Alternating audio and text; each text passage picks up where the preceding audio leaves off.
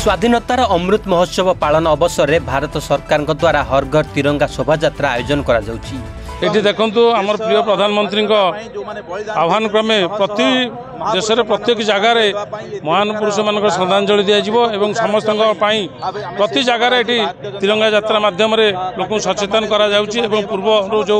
आम जो मैंने पूर्वपुरुष थे स्टाच्यू जो देखा से बर्तमान भी माल्यार्पण दिज्व बेलगड़ बेगुनिया जो आम कार्यक्रम रही है बाघमारी टू आम जीवु बोलगड़ पर्यंत ये आमर राज्यर साधारण संपादक जतिन महांती उपस्थित अच्छा बहु कार्यकर्ता ये उपस्थित होती यहाँ यात्रा मध्यम बोलगड़ बेगुनिया ये जो स्वाधीनता संग्रामी मानकर जो आमर तो बहुत स्वाधीनता संग्रामी ये अच्छा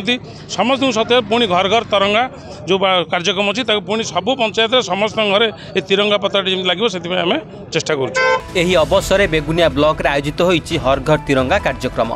शोभा यात्रा बाघमारी कॉलेज छक ठारू बाहरी बेगुनिया पिचुकुड़ी राजसुनाखला रास्ता दे बोलगड़ ठारे पहुंची। निर्वाचन मंडल जो दुईटी ब्लॉक अच्छी आम आज 6टी मंडल तिरंगा यात्रा होची एवं तिरंगा यात्रा बहुत आमर समस्त संगठक शुभेच्छु साधारण नागरिक एवं अनेक आहरी जनसाधारण जोग देइछंती एथिरे समस्त को आम निमंत्रण करिछु एवं जाति धर्म वर्ण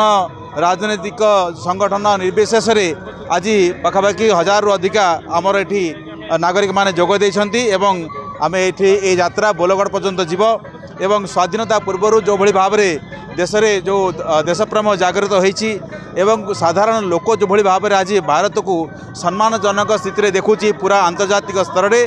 से कथा को आज आम आगू को नापी जनसाधारण भितर गोटे देशप्रेमर भाव को जागृत करने आज आम तिरंगा यात्रा एवं तिरंगा यात्रा आज आम निर्वाचन मंडल अनुष्ठित होची। तिरंगा पताका बैनर और स्लोगान रे मुखरित शोभा यात्रा घरे घरे तिरंगार वार्ता बहन कर जनसचेतनता सृष्टि करथिला। उक्त शोभा यात्रा बीजेपी राज्य साधारण संपादक डॉक्टर जतिन महांती बेगुनिया बीजेपी विधायक प्रार्थी प्रकाश चंद्र बिजुली और शह शह बीजेपी कर्मी जोग दे तिरंगा शोभा यात्रा करथिले।